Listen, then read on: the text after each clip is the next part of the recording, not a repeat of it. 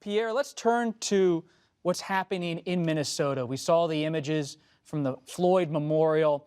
You see new charges now from the state attorney general in that state, Keith Ellison. What's the next step for the Department of Justice, the attorney general, as they consider a civil rights investigation? While the state charges have been filed, there's a parallel federal investigation ongoing, being conducted by the FBI. And they're doing what they call a color of law investigation, looking at whether those officers intentionally violated the civil rights of Mr. Floyd. And those are difficult cases to prove because you must get into the mind of the officers. Part of the investigation will look at, their backgrounds, what kind of complaints were filed against them. But I must tell you, Bob, that funeral was very poignant to see because it reminded us of the origins of all this unrest.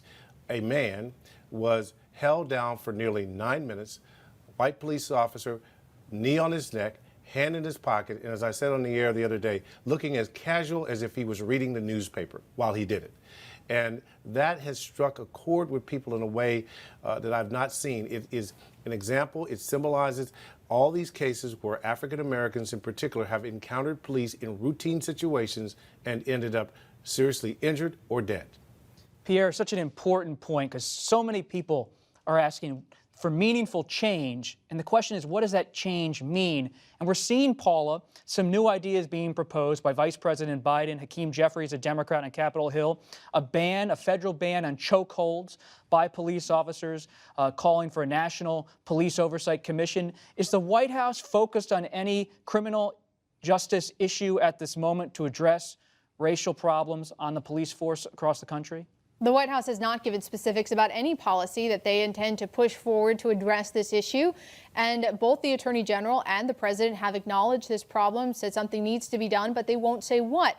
And if you look at the statistics from this administration, especially when it comes to using federal authority to investigate patterns or practices of racially biased policing, one significant statistic is the fact that the previous 3 administrations, Obama, Clinton, Bush, they opened nearly 70 investigations into various law enforcement agencies.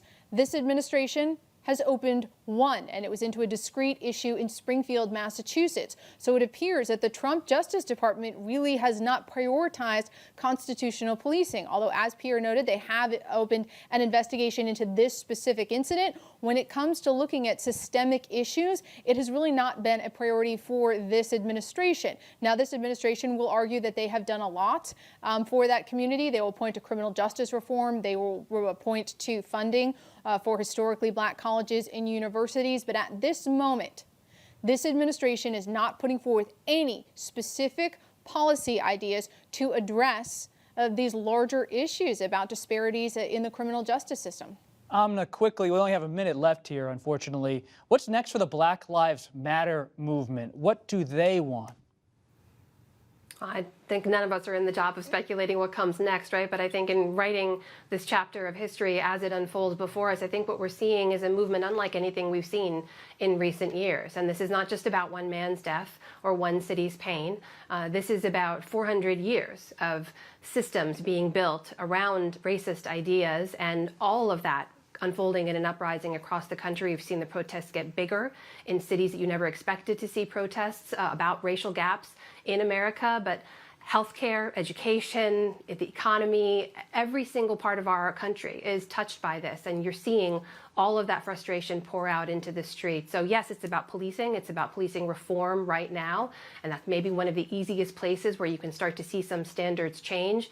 But what this movement is about, and as diverse and as big as it is something much bigger than that. And we'll all have to see and wait and see what happens. And Jonathan, real quick, is Biden now running as healer-in-chief? Clearly, that is, I think, the hope. And I think as long as President Trump keeps saying things that hand over a fodder to Biden, I think Biden's going to be able to do that. The question is, right, Jonathan, we got to go. Once we have a head-to-head campaign at some point this summer or fall, does the sort of narrative shift at all? Is this more of a Jonathan, we'll talk about that on the Extra. This is a shorter show than usual due to the pledge week at most stations, so make sure to support them.